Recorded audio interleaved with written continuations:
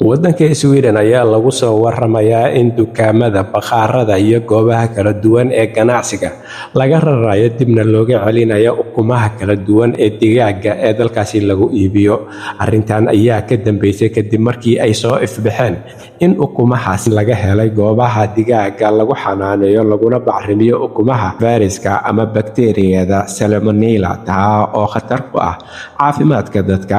Waxaana la xaqiijiyay hadda xarumaha ugu badan ee ganacsiga iyo sidoo kale kuwa bakhaarada ukumaha lagu iibiyo in guud ahaan waddankaasi dib looga celinayo si aysan dadweynaha u isticmaalin. Mas'uulka ugu sarreeya hay'adda tayada cuntooyinka ee Oxford ee dalkaasi Sweden, Susanna Wedegaard, ayaa ku waramayso in ay xaqiiq tahay in fayraskan ama bakteeriyadan Salmonella laga helay goobahaasi. Waxa ayna intaa ku dartay in wax laga xumaado oo aad looga xumaado ay tahay in goobaha lagu xanaaneeyo digaaga lagana soo saaro ukumaha laga helo fayraskan ama bakteeriyadan khatarta ku ah caafimaadka iyo nolosha dadka. Waxa ayna intaa ku dartay in guud ahaan goobaha lagu iibiyo ukumaha ee dukaamada kala duwan iyo bakhaaradaba laga rarayo hadda ukumahan si aysan dadweynaha u isticmaalin.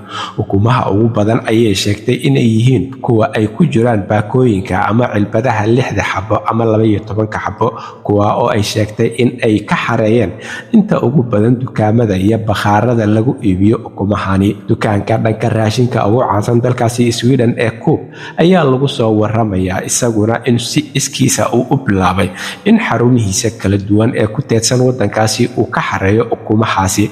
Wuxuuna intaa ku daray mas'uul u hadlay dukaankan Coop in ay taasi ka dhigneen in fayraskan ama bakteeriyadan Salmonella laga helay dukaamadooda ama bakhaaradooda, balse ay tahay in xarumihii lagu xanaaneynayo digaaga laga bacrimiyo ukumaha laga helay fayraskan ama bakteeriyadan. Taasna ay keentay in ay dib uga celiyaan maadaama halka ukumaha laga keenay laga helay bakteeriyadan halista ku ah caafimaadka. Taana ay keentay in guud ahaan dukaamadooda ay ka raraan kana celiyaan ukumahan si aysan dadweynaha u iibsan. Halka warka kiisa ugu door karoon uu idinkaga imaanayo waa Somali Voice in Norway ama codka Soomaaliyeed ee Norway. Waxaana idinla socodsiinayay aniga oo ah Cabdullaahi Shiine.